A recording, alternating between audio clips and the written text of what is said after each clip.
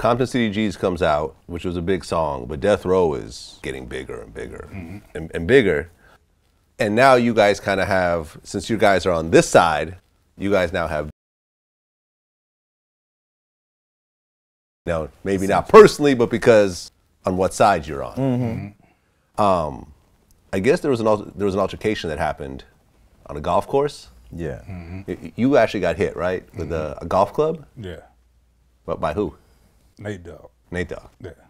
Okay. Yeah. How bad was that situation? It was horrible. Yeah? Yeah. But where'd you get hit? My head, my hand. My hand was broke. I actually blocked it.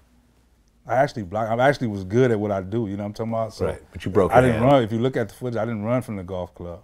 I was giving Nate his chance. You got one swing and you know what I mean? And I knew I could do that. And I blocked it, but it was so much force that I didn't anticipate to even to block it. Broke my hand, and when the tip of it hit me, I bust my head, but then the tip of it broke off of the club. See, all that ain't on the video. Yeah. You dig what I'm saying? That's how much force, well, it could have probably killed me if I didn't. You know what I mean? Yeah. That's how serious it was for me. And a lot of people consider Nate like the real gangster of that Death Row crew. He was like, even though he was the quiet, smooth one, that's crazy. Behind the scenes, people consider, people who knew. He threw a little, he tried a little two-piece, little slow two-piece, so I give it to him. I can't be mad about it, man. You know what I mean? But it's a lot of things that went on around that time to where, like I say, if I talk about certain shit, it's gonna be an edited version, and it ain't gonna favor us. If I just talk about it like what you see is all, it was more, a whole lot more to it. You know what I'm talking about? It's a whole lot more to it. You know what I mean? The way it all transpired, the way it shouldn't have transpired, a whole lot. You know what I mean? I mean, outside that situation, were you guys running into each other? Yeah. Man, we ran into him about 3 or 4 times. Yeah. we've had incidents where we've been ready to perform before, man, and people that came into the dressing room and say, man, such and such them out there, man, they talking about if y'all was performing that Dogg Pound Killer song and it's on, we used to have a lot of little shit like that. Oh, because you guys had Dogg Pound Killers. Yeah, we had a song, yeah. And we'd grab the microphones and we'd walk out in the crowd instead of going to the stage, we coming in the crowd performing. Right. Where y'all at? It was the two of you? Yeah. Okay. That's the song Eazy was supposed to be Eazy on. was supposed to be on that song the day he went to the hospital. The part in the movie where he supposedly collapsed inside the studio. That was actually, we was working on that song. Working on that song with us. Hold on, I'm about to pull it up real quick. First verse is actually where Eazy was supposed to start the song off. That's why it was his words from one of his old songs, you know what I mean?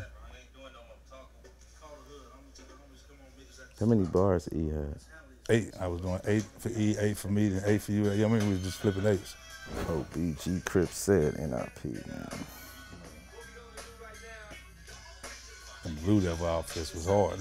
The Blue Devil outfits when we fought that night. So you guys recorded that song and you would perform it.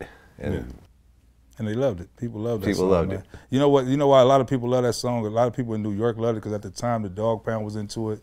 With New York, they had the New York song where they were kicking over the buildings and stuff like that. So for us to have our little controversy going on with them, a lot of the East Coast people kind of embraced what we was doing.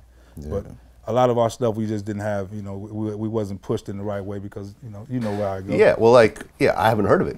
Yeah. I mean, I'm a real hip hop dude. You back in the day. Think about that. And then when you listen to it, you're like, why the fuck haven't I heard it? Yeah. I used to watch your channel, man, back in the day too. Yeah. When you had the little videos and first guy. Yeah. Dresta, you discovered Bone Thugs and Harmony? I can't say, I'm gonna keep it all the way funky, right? It wasn't like I basically discovered. They were already someone that heard them perform outside. But we were at this arena that you can't get into this arena without being able to, especially backstage, you know what I mean? So, and it was so locked down that security wouldn't even allow them to bring them backstage. Right. So they asked me to come trade some rappers I didn't want you to come listen to, because this was basically the role I played in Ruthless and with Eazy-E at that moment. I was the guy that he sent the talent to, you know what I'm saying? So when I went outside to listen, I liked what I heard and it was different, you know what I mean? And so I took them backstage with me to the dressing room and I told Eazy, they just rap, I need you to listen to them, and from there, it went from there. And that became the biggest. And I joked with him on the way in, man, when this shit happened, I take y'all in there, I need some points off this album, you know what I mean? The whole 9, it was real shit, you get that? You know what I mean? Because I believed, because I believed what I heard. Did you get those points though? I'm still talking about it, that's why I'm bringing it up.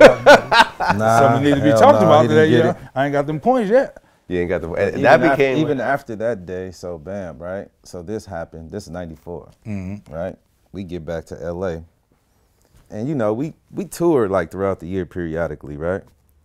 And so every time we would come back, I would ask E, like, hey, what's up with them Cleveland dudes? Yeah, he like, was hiding them from us. Boom, whatever their name is. Like, so he would act like he didn't know for a minute, and then one day he was like, oh, they here. Yeah. I'm like, what you mean they here? He was like, yeah, I got them in a hotel over here. On Western. And we've been, ever since that day, we never really separated. You know what I mean? Like, yeah. Yeah, and they became the biggest selling act on Ruthless. Little dudes taught me a lot of real quick, because I was really like, I was big bro to everybody. I was, I wanted to be, I was their big brother too when they got here. You know, they taught me some shit like, where I come from, if you ain't had nothing, you gonna have to go out there in that corner and make some money and go fix it and get that shit yourself. You know what I mean? Where they came from, them niggas would change shirts with each other every day, so you wouldn't think that they had the same clothes on. You know what I mean? So that showed me a whole, that taught me, and they don't know, I ain't never said this to them, that taught me a whole lot as a big bro. They taught me a whole lot of shit just from seeing the way their camaraderie was. You know what I mean? Yeah, man, dope ass group, legendary group. Legendary. And you know, Crossroads is, I can't think of a funeral song that's probably been played more than Crossroads. And I was there. Even the guy who filmed that video. Even the guy who got a lot of the credit for the beats, DJ Unique. Yeah. He was even, before they even came around, he was like always coming up to Ruthless trying to get on, trying to get a deal, shop his beats and all that with Eazy. Let me tell you I remember that. Let me make this point, since I'm on here, Vlad. You know, I've been reluctant to do this type of shit, but I got to make this point. When Bone Thugs and Harmony, for me to go outside and listen to them, really, my moment was next. I was the next act that Eazy-E was supposed to be pushing. Right. That was my moment, and it was my call to make that call. But I felt where they was actually more advanced than where I was and where I knew, because I just started growing.